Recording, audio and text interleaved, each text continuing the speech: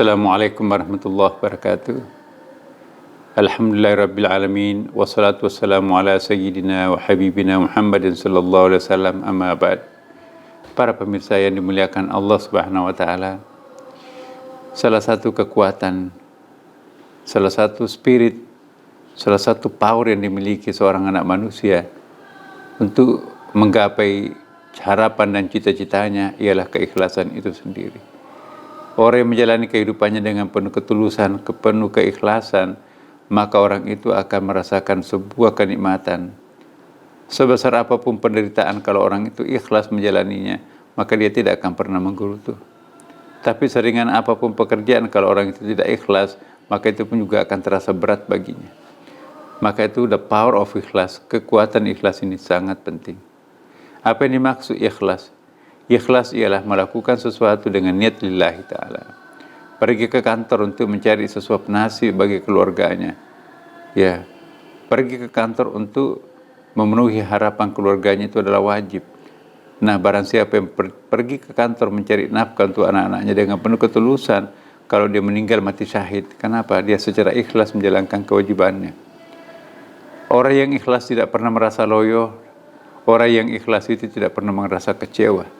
Kenapa? Karena orang yang kecewa itu adalah orang yang tidak ikhlas. Orang yang sering kelelahan itu orang yang tidak ikhlas. Kalau orang ikhlas, tidak mungkin kecewa. Apa yang membuat orang itu loyo, lelah? Ya, karena lain yang diharapkan, lain menjadi kenyataan. Kalau tujuan kita, cita-citanya hanya satu, mendekatkan diri kepada Allah, kenapa harus kecewa kalau gagal? Ya Allah, aku sudah berusaha yang terbaik, tapi aku belum berhasil. Ya terimalah, inilah takdir.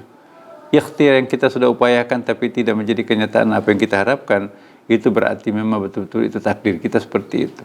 Itu yang terbaik bagi Allah, dan itu juga yang terbaik bagi kita. Hanya kita belum dapat apa hikmah di balik kekecewaan kita. Hanya kita belum paham apa hikmah di balik penderitaan yang kita alami. Maka itu jangan pernah menyesal menjadi seorang ikhlas. Orang yang ikhlas itu selalu bersahabat dengan Tuhan. Maka itu dekatilah orang yang ikhlas, Bapak Ibu sekalian. Mungkin kalau ia mendoakan dirinya tidak dikabulkan karena Allah punya target sendiri yang bersangkutan. Tapi kalau orang lain yang didoakan, biasanya lebih makbul. Maka itu jangan memandang enteng orang yang ikhlas. Sebab orang ikhlas itu kalau tersinggung, Allahnya yang tersinggung. Kalau dia gembira berarti kita menggembirakan Allah. Kalau dia sebal berarti kita bikin sebal Allah. Maka itu hati-hati terhadap orang ikhlas. Orang yang ikhlas itu biasanya tidak ada pamrihnya. Nah, orang tanpa pamrih itu jangan memandang enteng, sebab ya dia melakukan segala sesuatu karena Allah. Nah, berbeda dengan orang yang punya target. Ada target-target duniawi. Dia melakukan pengabdian kepada masyarakat karena dia ingin terpilih dalam pemilu.